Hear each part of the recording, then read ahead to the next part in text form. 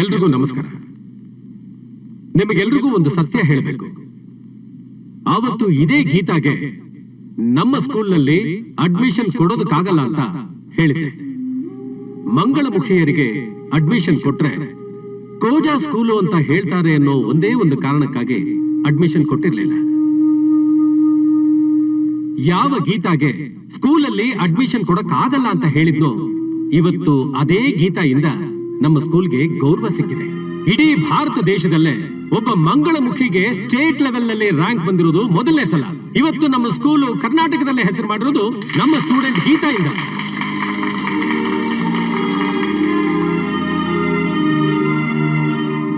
I am really proud of you Geetha. Please give her a big hand.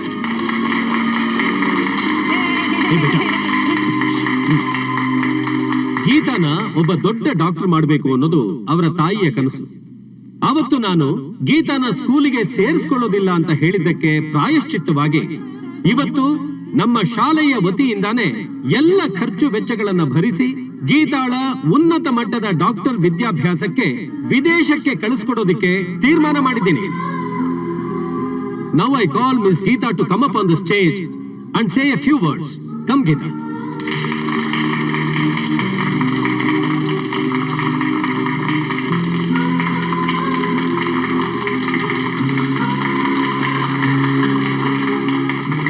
Say a few words. Respected Chief Guest, Headmaster and my teachers.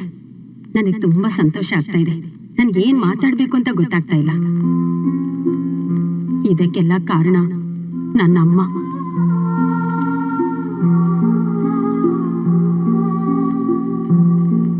ಅಮ್ಮ ಮೇಲೆ ಬನ್ನಿ ಮಾ.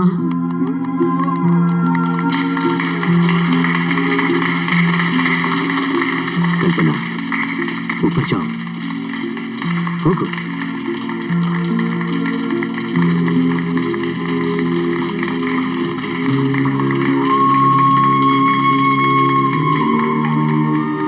ಎಲ್ಲರಿಗೂ ನಮಸ್ಕಾರ. ಈ ಪ್ರಪಂಚದಲ್ಲಿ ತುಂಬಾ ಶ್ರೇಷ್ಠವಾದದ್ದು ಏನಾದ್ರೂ ಇದೆ ಅಂದ್ರೆ ಅದು ಕೃತಜ್ಞತೆ ಹೇಳೋದು. ನಾನಿಲ್ಲಿ 3 ಜನಕ್ಕೆ ಕೃತಜ್ಞತೆ ಹೇಳೋಕೆ ಇಷ್ಟಪಡ್ತೀನಿ. ನಾನು ಗೀತಾ ಇಲ್ಲಿ ನಿಂತಿದ್ದೀವಿ ಅಂದ್ರೆ ಅದಕ್ಕೆ ಕಾರಣ ಅಕ್ಬರ್. ಇವರು ಮಾತ್ರ ನಮ್ಮನ್ನಾವತ್ತು ಸಾಕಿ ಸಲಹದೆ ಇದ್ದಿದ್ರೆ ಆವತ್ತೇ ನಾವಿಬ್ಬರು ಅನಾಥರಾಗ್ತಿದ್ವಿ. ಆದ್ದರಿಂದ ನನ್ನ ಮೊದಲನೇ ಕೃತಜ್ಞತೆ ಅಕ್ಬರ್ ಬಾಯ್ಗೆ.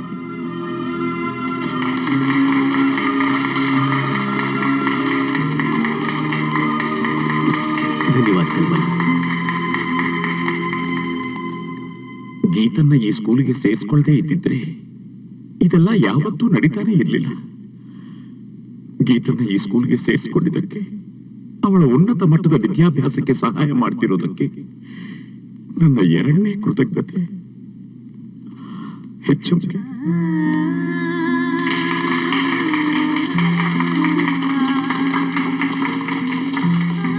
ಕೊನೆಯದಾಗಿ ನನ್ನ ಕನಸನ್ನ ನನಸಾಗಿ ಮಾಡಿದಕ್ಕೆ ನನ್ನ 3ನೇ ಕೃತಜ್ಞತೆ ಗೀತನ್ಗೆ.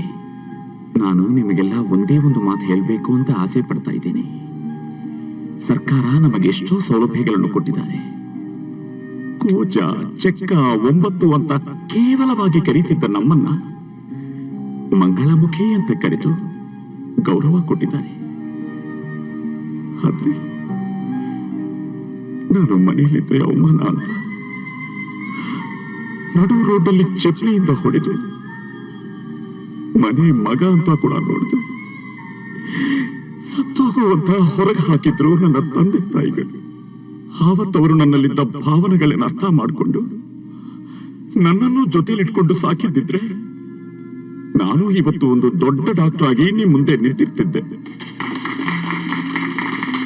ಅಂತ ತಪ್ಪು ನಾನೇನ್ ಮಾಡಿದೆ? ಸಿಗರೆಟ್ ಸೇದಿದ್ನ, ಗುಂಡು ಹಾಕಿದ್ನ, ಜೂಜಾಡಿದ್ನ, ಅಥವಾ ಪೋಲಿ ತರ ಊರೂರು ಸುತ್ತಿದ್ನ? ಹಾಗೆಲ್ಲ ಮಾಡಿದ್ರೆ ಅದು ತಪ್ಪು. ಹೀಗೆ ಹುಟ್ಟಿದ್ದು ನನ್ನ ತಪ್ಪ? ಇದು ಒಂದು ಜನ್ಮ ರೀ, ಜನ್ಮ.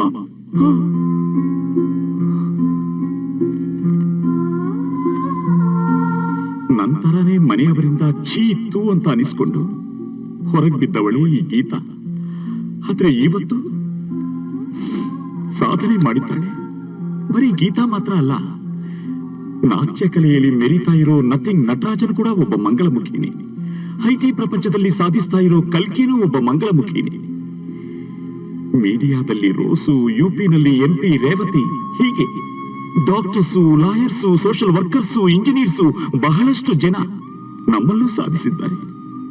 ಹಾಗೇನೆ ಪ್ರಪಂಚ ಚಲನಚಿತ್ರ ರಂಗದಲ್ಲಿ ವಿಶಿಷ್ಟ ಸಾಧನೆ ಮಾಡಿ ಪ್ರಖ್ಯಾತನಾಗಿರೋ ನಮ್ಮ ಮಂಡ್ಯದ ಶ್ರೀಧರ್ ರಂಗಾಯಣ ಕೂಡ ಒಬ್ಬ ಮಂಗಳಮುಖಿನಿ.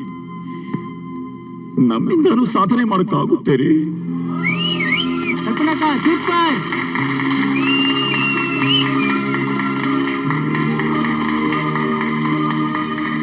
ನಾನು ನಿಮ್ಮನ್ನೆಲ್ಲ ಒಂದೇ ಒಂದು ಕೇಳ್ಕೋತೀನಿ. ನಿಮ್ಮನೇಲೂ ನಮ್ ತರ ಮಕ್ಕಳಿದ್ರೆ ಅವರನ್ನ ಮನೆಯಿಂದ ಹೊರಗೆ ಹಾಕಬೇಡಿ. ಅವರನ್ನ ಅನಾಥರನ್ನಾಗಿ ಮಾಡಿ ಅವರ ಬಾಳನ್ನ ಹಾಳು ಮಾಡಬೇಡಿ. ಅವರಿಗೆ ಪ್ರೀತಿ ಕೊಟ್ಟು ಸಲಹೆ, ಗೌರವ ಕೊಡಿ. ನಾನೇನಾದ್ರೂ ತಪ್ಪಾಗಿ ಮಾತಾಡಿದ್ರೆ ಕ್ಷಮಿಸ್ಬಿಡಿ,